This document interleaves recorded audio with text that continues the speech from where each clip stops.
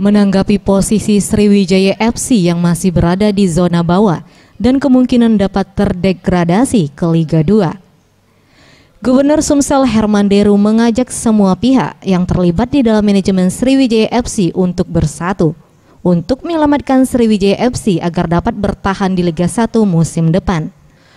Pembenahan total akan dilakukan usai berakhirnya kompetisi, salah satunya dengan mengevaluasi kinerja pemain.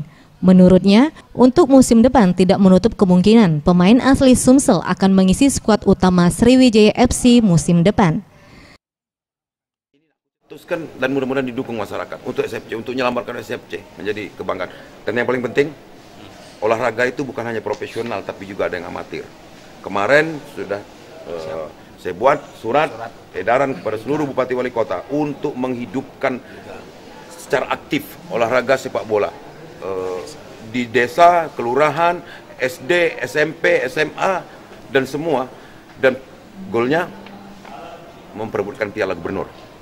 Nah, jadi setiap tahun ini kemeriahan, kan olahraga itu ada segmennya profesional. Ini gunanya untuk ngambil bibit-bibit original.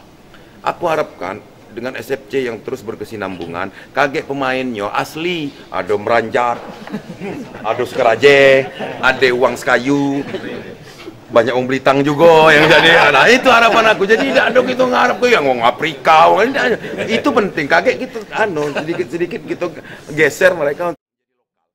Dengan adanya pemain asli Sumsel, setidaknya akan membangkitkan gairah kabupaten kota di Sumsel untuk mulai mencetak dan mencari pesepak bola handal yang akan membawa nama daerahnya sebagai pemain Sriwijaya FC. Tim Liputan, Sriwijaya TV.